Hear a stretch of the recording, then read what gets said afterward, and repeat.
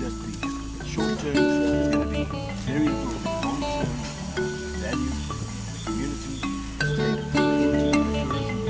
myself. So, you know, as much as you need information, I'm prepared to give you. That's right. We need to help each other. We need to help each other. So has your name always been Madiba? Madiba. Is Yes, it? all the time. Because the area is Amadiba. Yeah. Therefore, I'm named after the area. Were you personally responsible for setting up the trails and all that stuff? Yeah, I was responsible, but the people that have initiated that were Bashine and Wonderful. When I was a mayor on that time for Pizana municipality, Yeah. they come up with this idea, this concept. Then I said to them, it is better that you must go to the people, because to me was like, they are joking. It's a dream. This cannot happen. Yeah. And they go back to the people. Then I supported them with my executive and the council. We grow a little bit, and we were supported by Ntsika, True Mineral and Energy, with a small amounts to take it up. Pondo crop was one that was more fundamental. You were funded by who? Ntsika, Yeah. True Mineral and Energy. Why was mineral and energy involved? What was their interest in that? Because is that Ntsika was looking for funds Yeah. to mineral and energy, and therefore Ntsika decide where the funds should be distributed at. The people that was having an interest was Ntsika, but they get funding from mineral and energy for the alleviation of poverty in the areas. So how long has the Amadiba Trust been operating? We have operated now for 7 years. And has it shown sort of growing success? Show a great success in terms of international tourists, in terms of infrastructure, in terms of opening other opportunities rather than the hiking trail and the horse trail. So we are growing up every year. How many people does Amadiba employ? Recently we are having temporarily, because we don't have permanent people. We have plus minus 400 people that are benefiting inside the project, to temporal basis, to the owners of the horses. If you look to the tour guides, if you look to the caterers, if you look to the people that are booking for marketing, people that are looking for finance. And how real is the benefit that's accruing to the people of the area? So you have a great illiteracy in the area and a great poverty in the area. That you see, when the bucket is empty, you put just a cup of water. When you look inside, you don't see that water because the bucket is big. So it's what is happening. The tourism is having an impact, but it's like putting a cup inside a big bucket. Who are your business partners that have been with you from the start and continue to your investors and so on? Who are Pondo Crop is one that way is leading us as a social consultant in this, and also the Ntsika also have tried. CPP have given us 500,000 rand. The Net Bank recently have gave us 50,000 rand. We will sit down with the managers of Net Bank here at Mtentu on the 19th to think about that. We have also Coast Care, the Environmental Affairs have implemented the Coast Care, cleaning of the coast, taking up of alien plants and education of environment to the people. So you have a European Union, which is our giant, that they have put about 83 million rand, but not only for us, along the coast. And now, Madiba, with the proposed mining down the coast here, Yes. the proposed road, are these things that you see in a positive light, or do you see them as a potential problem? Man, it's what I can say to you in the first time. We need a very great help to anybody that have a knowledge. Because the people of this area, I have said, they are illiterate.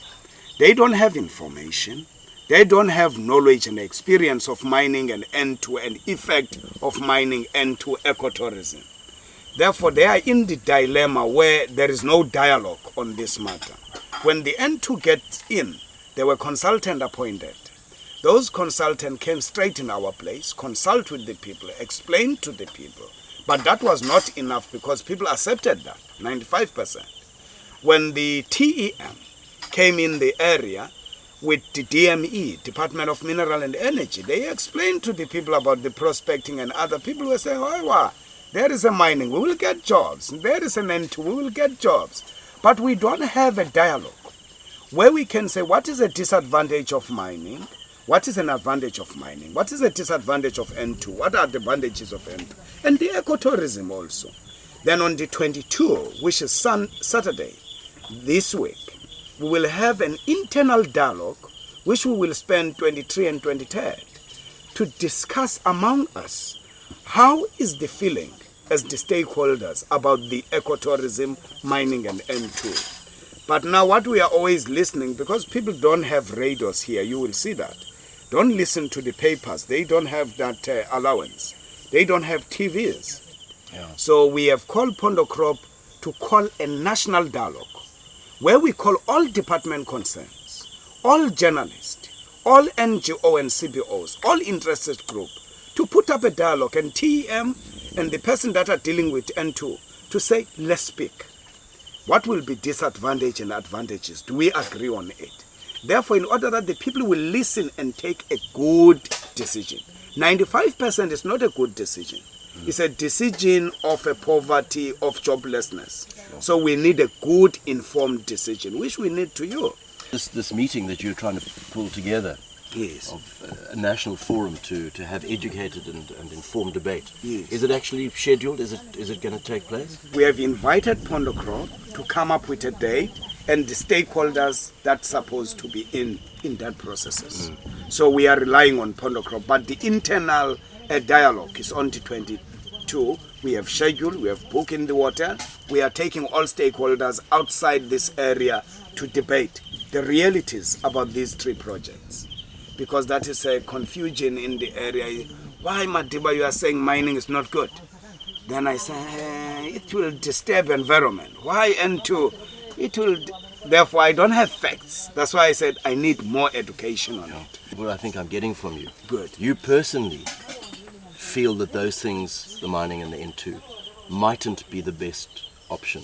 That you might prefer to go the route of ecotourism, and that ecotourism might be impacted negatively by these proposals. I'm in the neutral situation. I need a dialogue where I can say, okay, this is the way that I can lead people to.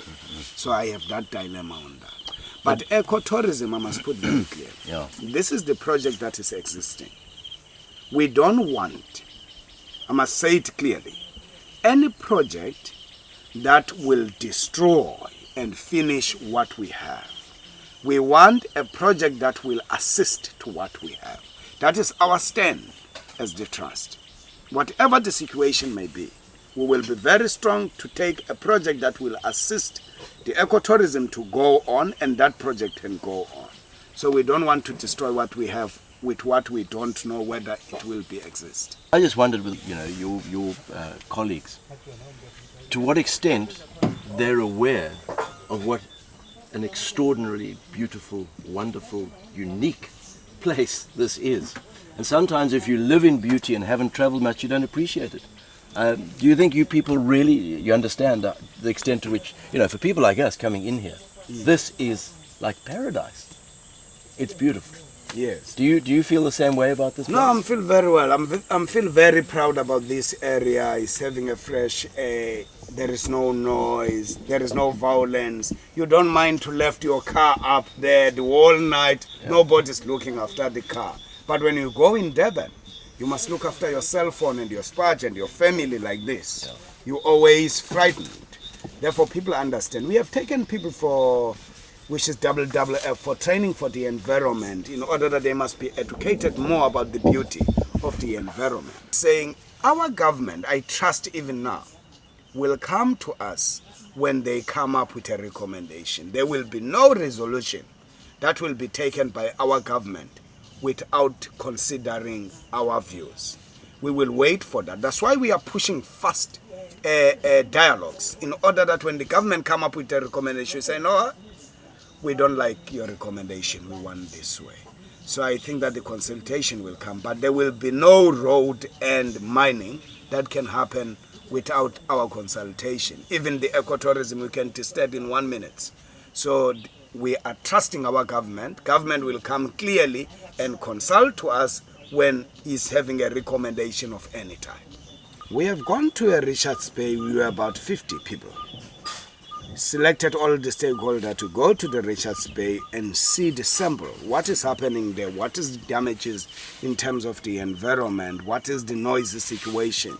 Is the people can do an agriculture or farming, whereas there is a dry mining there. So we find that yes, people can do that, and the rehabilitation was going very well. We don't know here what will be the rehabilitation will be. That's why we are saying it is good to advise us on those situations and look on it. I suppose what I'm saying is, the reason to go on a trail is because you want a wilderness experience. Yes. If you know there's mining there, will the same numbers of people come to you and say, I want that experience? Because it's no longer a wilderness. No, it's a real. We should balance the issue of the environment with the human beings. People are very poor here. They are struggling to get in the town. They are dying because they are struggling for pregnancy. You see how much to go to the town. So there is no social plan that is coming with any NGO to say, Pondocrop is working here, WWF is working here, Triple Trust is working here. They are getting millions to the 83 million. What is the social plan to what they have to say, Madiba? We have 4.3 million that we have worked with and we have gained it. To that 4,300,000 we will put for improving education. Yes, European Union is going to improve education, but what is your social plan? Because you are getting money on our behalf. So we don't have that situation. Then we said to lament and also be a beggar. We are having 7 people educated as a matric and well-experienced others of the 2. Why don't we form the empowerment company for the people of this area? That empowerment company is not for mining. I must put it very clearly. It's where Pondocrop is coming with the work. We'll say, Pondocrop, you have got 200,000. You are going to claim only 50,000. What is the social plan that we can work together and do partnership in terms of that work? In terms of training, in terms of calling the meeting, then we charge Pondocrop. We do other work that Pondocrop was going to do. I'm making it as an example. Therefore, the empowerment is the company to make sure that it's getting some jobs when there is a job going in this area. Then 60% of that income by the empowerment should go straight to the infrastructure of this area.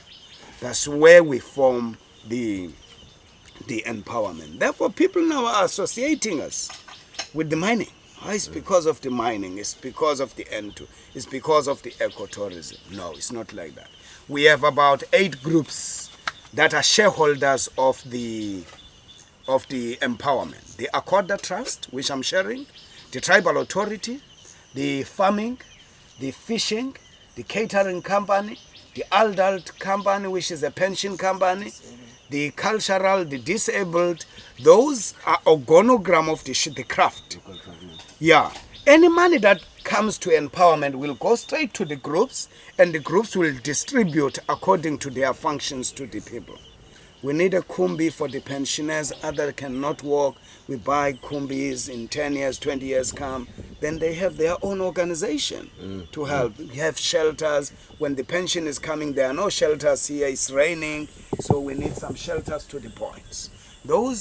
That's why we form the empowerment. Not based at any institution, based on a social plan and helping people to the experience that we have.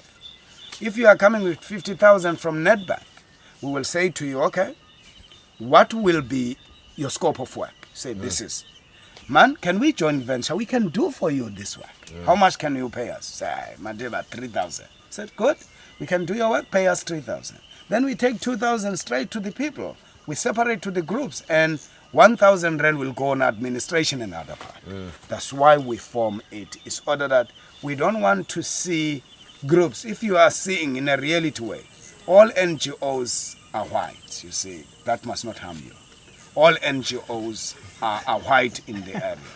Then we don't want a situation where there is no transfer of the skill. In 10 years come, you see a black NGO formed by this white NGO. You see, that's very good. So we were trying to put an empowerment to joint venture with you in order that we go forward. We became a rainbow nation.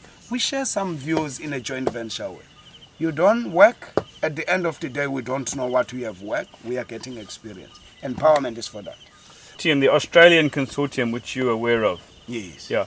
Are there no people in this community that have shares in that consortium? TEF have formed up a prospecting committee which will look to the problems and appointment of the people temporarily to work for prospecting, and appointed the coordinator which we will coordinate that function straight to the area. Then we agreed, because that person is our treasurer of the Amadiba Coastal Community Trust, because we don't mind about prospecting, because we have never taken a decision for mining also. Also the TEM, when we form up the empowerment, they ask us that they need to have a social plan. They want a social plan for the area, what the people needs, what is the needs of the people. They need that record. Therefore, they appointed the empowerment, contracted for 6 months to deal with that job. Then after that, finish the marriage. Is what we have. That, I think, is an element that is bad. Because the Pondo Crop also is going to give us the job in the empowerment. Doesn't mean it's biasing the environment, but it's trying to help us on the other side. We were having that contract in the empowerment, which we are understanding, not as the shareholders. But the shareholders for the empowerment is the groups and the people. That's it. Not the shareholders of the TF. It's that marriage that you're talking about. Is the work. The marriage is the contract of 6 months on putting... To look at the social needs of that the empowerment group has determined. Yes, has then we give them that, and therefore they will pay us because we are doing the job. Then after that, the marriage is finished. If you spend a night with a girl, the chances are you want to spend 2 nights. If you spend 6 months with this arrangement, maybe you want to spend more time. It's what we are saying. You are very right. If you are spending 1 night with the girl, there are possibility to divorce. Because if you have a marriage, the second issue, you stay long or you divorce. Yeah. But what we are saying to us is that we have done that contract. After that contract, we will cut it off, the marriage. Therefore, we will look for other opportunities, because we are not an organization for mining. And we will not be an organization for the mining. We are the organization for all developmental issues that will come in there. Even if the mining's a very pretty girl. Whether it's a very pretty girl, you see what I explained to the people. I was young in the revolution. I said, we have a virgin land here. If a lady is a virgin and is beautiful, is pretty, every boy is looking after that lady. Yeah. Other ones, if that lady didn't accept the marriage, he will say, oh, it's because he's having a TB. It's because he's having an HIV. That's why he didn't accept that. No, it's because his mother is a witchcraft. So they will insult that lady, but the one that have win will say this is a good lady. Then we were saying this is a virgin land. Everybody's looking to us. We need to be very strong on a selection. Which husband must marry us? We are still very strong. We are not going to be influenced by anybody. Like the ecotourism have influenced us. It's the marriage that we have. Then to engage other relationships to the marriage, I said to you first, we will be very defensive. We don't want to lose the marriage we have. We need somebody to help and make strong marriage to what we have. You remember that? I'm still saying again. White journalists are worried about our development here, although we are very poor, in order that they can help the European Union or the government for their money expenditure. Am I hearing you say that, or do you think the journalists are against what you're doing? Is that the feeling that you get? No. But on the other hand, I don't know the real need of the journalists, because the journalists are supposed to come to help us, to train us about the development. But on the radios and newspapers, a lot of fight without community. The community is still quiet. But on newspapers, they are fighting, they are complaining I think it's an interesting perspective that you bring in it. You see, I think, you know, what Madiba was talking about was this whole situation needs more information. And that really is the role of a journalist, I think, is to provide as many perspectives and points of view and ideas around an issue so that people like yourselves and everybody else can make an informed decision. I'm worried now when I hear somebody on newspapers, on radios, without sitting us to hear our feelings and our programs, our social plans, so complaining about us. Are they complaining about what about Amadiba... development, without sitting us? Some points. They are busy writing Consultation. us and ask our feelings and our vision, what we're thinking about our development. But they are busy fighting on top there. Do you sometimes sense that the environmentalists, in other words, people who are looking perhaps from the ecotourism perspective, don't look at the other issues such as the social requirements? I think that all of them, they're better to come down and help us what we're doing. Yeah. And since instead that they can talk about this area himself and start fight himself about this area. If they come and put some money and help us, or they say we can help with this and this, that can be lovely for us. You obviously would like the N2 and the mining to happen, right? If we can convince us or to train us about negative impact and positive impact. But what I hear you saying is that it's all very well for environmentalists to moan about the possible impacts on the environment, but environmentalists aren't taking into consideration the social needs, which are, you want a highway next to you, so it's easy to go to Durban or wherever. You want the mining because it'll bring money in, it'll make people richer.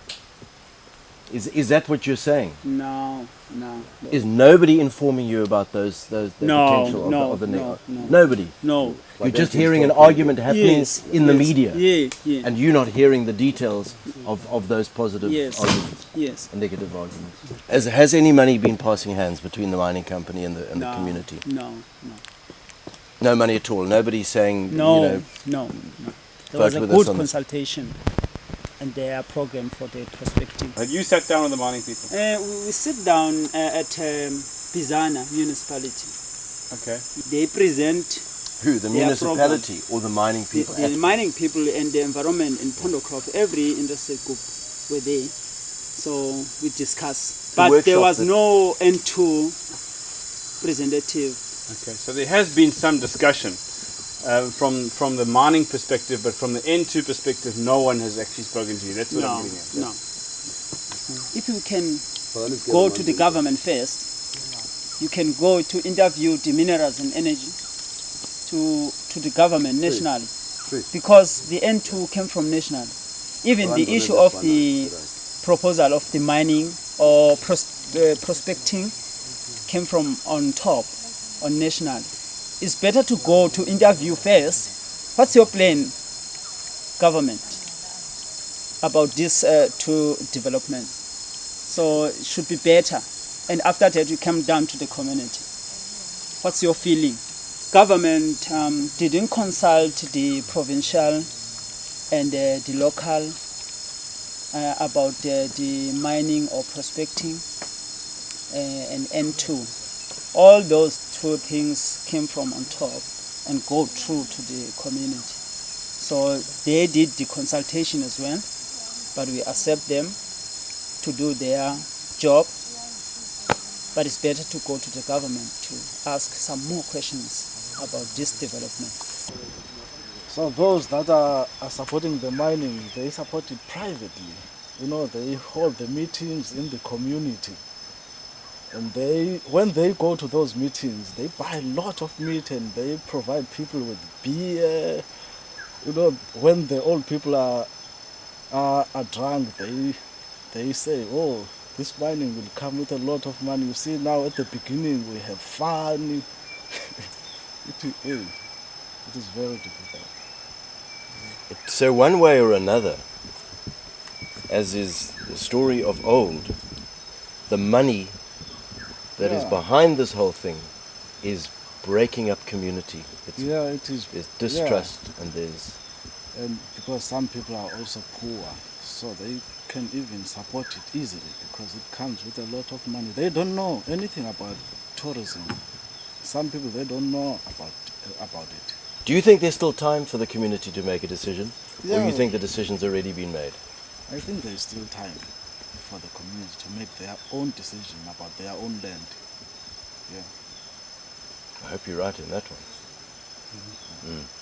And you? What do you want? Oh, I'm very against the mining. Because? Because it will come and destroy our land. You know, what you've raised when we were speaking with him about the damage of the land and the decrease of the tourists that will come in future. Yeah, the number of tourists will decrease. If they already knew that there is mining happening in this area, they will not come. Exactly. They won't come. Because what they come here for, they come for the beauty of this land and in the wilderness, you know. It's very quiet here. They get away from the noise, from their cities. So it will be very bad for the people that are working for tourism at the moment. With an issue as controversial as this, it really surprises me that no NGO or capacity building organization has actually come into this area and said, what are the issues that we're looking at? We're looking at mining, we're looking at the road, we're looking at ecotourism, and said, let's look at the pros and cons of all of them. Let's give you the information that you as a community need so that you can make an informed decision. It seems the debate is happening up here and the people on the ground are actually being alienated, marginalized, and aren't really part of this decision-making process. That's a problem.